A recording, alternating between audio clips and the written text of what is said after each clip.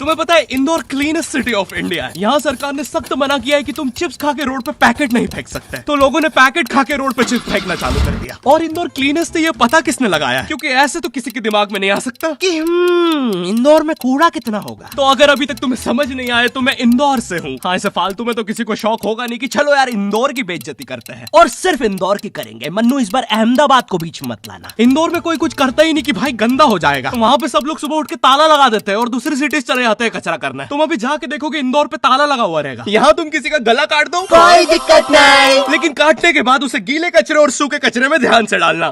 400 लोगों को टपका दिया, 300 बच्चों को उठवाया, 5 बवासीर वाले अंकलों को पिटवाया।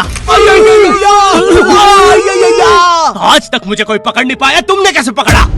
वो आपने ये गीला कचरा सूखे रहने दीजिए, मैं देख लूंगा। तो मैं इंदौर के एक पास वाले गांव खिड़किया में रहता हूँ। खिड़किया इतना छोटा गांव है, वहाँ एक वाईफाई नेटवर्क में पूरा गांव कवर हो जाता है। इनफैक्ट खिड़किया नाम भी उस वाईफाई नेटवर्क का ही था, तो गांव वालों ने सोचा यही रख लेते हैं। तो अभी खुद का चला लॉक हो गया मेरे गांव का नाम। किसी ने वो वाईफाई हैक कर लिया है। इतना छोटा गाँव है, तुम नॉर्मली भी चलोगे तो ऐसा लगेगा कि 80 की स्पीड पे जा रहे हो। चीजें इतनी तेज साइड से निकलती है। भाई यहाँ इंसानों के लिए स्पीड ब्रेकर्स लगे, और भागते समय तो हेलमेट पहनना पड़ता है। मेरे गाँव में लौंडे लड़के बोलते अपनी लोकेशन भेज, फिर उन्हें पता चलता है वो ऑलरेडी लोकेशन पर ही है। यहाँ जितने लोग हैं उससे ज्यादा तो दिल्ली में लड़कियों के मेल बेस्ट फ्रेंड्स होते हैं। इतना खाली गांव है, लोग अपनी ही गुंजी हुई आवाज से बात कर रहे होते हैं। भाई मेरा गांव मैन वर्सेस वाइल्ड के एक एपिसोड तक में है। दोस्तों मुझे नहीं पता मैं ये कहाँ आके फंस चुका हूँ। मुझे तो ये भी नहीं लगता कि मैं यहाँ से जिंदा वापस जा पाऊंगा। यहाँ तो अपना मूत भी चैन से नहीं पीने देते लोग, वो भी आकर छीन लेते हैं। मेरे गाँव में हर जगह बेटी पढ़ाओ बेटी बचाओ लिखा है, जो की बेटियों से लिखवाया उनके स्कूल छुड़वा के। इतने अंगूठा छाप लोग पढ़ लिखने के बाद भी पेन से अंगूठा बनाते हैं। हाँ, पेन से फिंगरप्रिंट बनाने की कोशिश करते हैं। इनके सामने लड़की भी घोड़ी बनेगी तो उसे भी चराने ले जाएंगे। इतने गवार मेट्रो की पटरी पे हक देते हैं। भाई मेरे गांव में जब अंग्रेज थे तब गुलामी भी वही करते थे, क्योंकि तुम ये गांव वालों से कुछ नहीं करवा सकते। यहाँ 3-3 दिन तक बिजली नहीं आती है, लेकिन फिर भी कोई खंबे से चिपक के मर जाते। एक 10th क्लास की कोचिंग थी, और भाई ये कोचिंग पूरी प्रॉपर थी। वो तुम्हारे मोहल्ले की ट्यूशन जैसी नहीं, जहाँ वो बालों में टावल बांधकर निक्कर स्लीपर में एक दीदी तुम्हें पढ़ाती थी। वो दीदी के घर पे इतने सारे बच्चे आते थे पढ़ने, दीदी को पता ही नहीं कौन क्या है। दीदी छोड़ो, बच्चों को नहीं पता टीचर कौन है। एक बच्चा पढ़ाई में अच्छा है, सब लोग उसको ही टीचर समझ रहे हैं। वो बच्चे ने अपनी अलग कोचिंग खोल रखी है बीच में, वो नए टीचर्स लेके आ रहा है। स्टूडेंट्स, ये है मिस्टर अब्राहम जी, अब से आपको केमिस्ट्री यही पढ़ाएंगे। वो दीदी के घर में दीदी से ज्यादा सक्सेसफुल हो गया है। दीदी अभी भी एक कमरे में है, उसने दूसरे कमरे में बिल्डिंग बना दी है। इतने छोटे छोटे बच्चे कोचिंग जाते हैं आजकल, और वो बेचारे आज और कल ही जा पाते हैं, क्योंकि परसों तो कोई ओमनी वैन में पकड़ के ले जाता है। इतना कंपटीशन आ गया है, बच्चे 6वीं 7वीं छोड़ के यूपीएससी प्रिपरेशन कर रहे हैं, और वो फिर भी फेल हो जा रहे हैं। हाँ, क्योंकि यूपीएससी वाले उधर 6वीं 7वीं के क्वेश्चन पूछ रहे हैं। एक क्वेश्चन था यूपीएससी का कि तुम कितनी बार 100 में से 10 माइनस कर सकते हो, और आंसर है एक बार, क्योंकि फिर तुम 90 में से 10 माइनस कर रहे हो। ये एग्जाम से आईपीएस पुलिस ऑफिसर बनते हैं। अब समझ में आ रहा है देश में इतना क्राइम क्यों है। आधा क्राइम तो आईपीएस वाले ही कर रहे हैं एग्जाम वालों को मार के, कि सालों 17-17 घंटे पढ़ा के ये पूछ रहे हो। तो मेरे गांव में जो कोचिंग थी, भाई उसका सर 10th पढ़ा के सन की हो गया था, क्योंकि भाई उसकी जिंदगी 10th की लूप में फंसी हुई है। उसकी 10th खत्म होते ही फिर चालू हो जाती है। बच्चों के मम्मी पापा उन्हें 10th के बाद कंप्यूटर गिफ्ट करते हैं। सर के पास 70 कंप्यूटर हो गए हैं। हाँ, उनके मम्मी पापा आज तक गिफ्ट कर रहे हैं, और वो भी उस जमाने का विंडोज एक्सपी। सर बेचारा सारे कंप्यूटर जोड़ के GTA 5 खेलता है।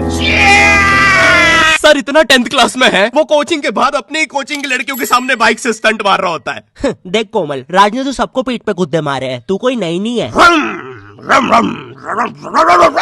शबाक, पीठ पे कुत्ते मारने वाला राज।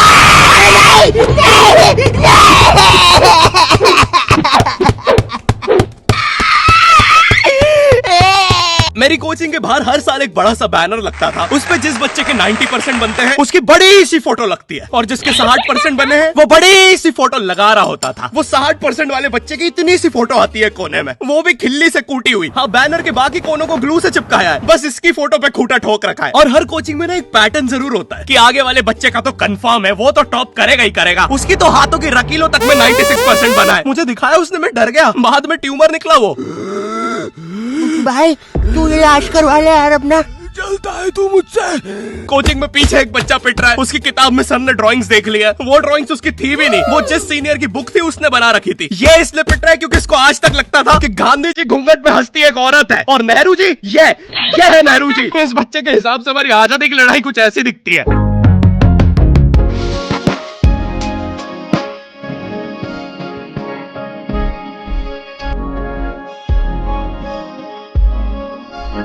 फिर आते हैं हमारे बोर्ड एग्जाम्स। बोर्ड एग्जाम्स मिलते हैं हमें डिफरेंट सेंटर। प्राइवेट स्कूल के बच्चे जाते हैं गवर्नमेंट स्कूल में और गवर्नमेंट स्कूल के बच्चे जाते हैं प्राइवेट स्कूल में। और भाई बहुत डिफरेंस होता है इन दोनों स्कूल में। प्राइवेट स्कूल के बच्चे बोलते हैं हमारे स्कूल के नीचे कब्रिस्तान है। गवर्नमेंट स्कूल के बच्चे बोलते हैं कब्रिस्तान के नीचे हमारी स्कूल है। गवर्नमेंट स्कूल की बेंचेस हमेशा हिलती रहती है। वहाँ के बच्चों की बुंड का बैलेंस ही वही हो चुका है। उनको तुम नॉर्मल बेंच पे बिठाओ वो उस पे भी हिलता रहता है। और भाई यहाँ की टॉयलेट ये बस टॉयलेट के लिए यूज नहीं होता है। अरे तुझे श्रेया का नंबर याद है क्या? चल मेरे साथ। कहाँ? अरे बाबा यहाँ तुझे किसी भी लड़की का नंबर मिल जाएगा। श्रेया अग्रवाल, श्रेया बंसल, श्रेया शर्मा, श्रेया राजा ने मिल गया। अरे लेकिन ये तो बंद है। अरे तो टेंशन की क्या बात है, इधर आइए ना, इधर बाकी नंबर भी है, चेक करिए। Shreya Jio, Shreya Airtel, Shreya Idea. Hello Shreya. हाँ बोल।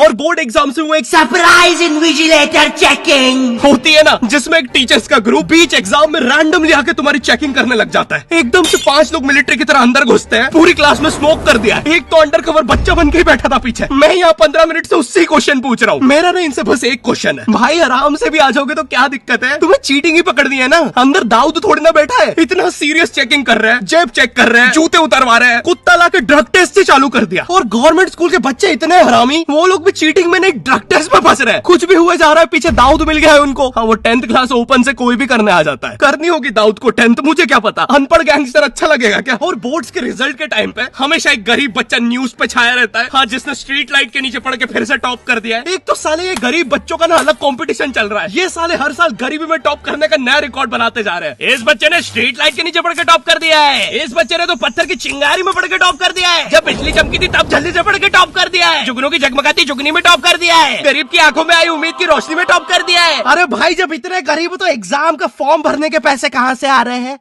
अब इसकी जो जल रही है उसमें भी पड़ के टॉप कर दिया है। अगर आपको वीडियो पसंद आई तो लाइक और सब्सक्राइब कीजिए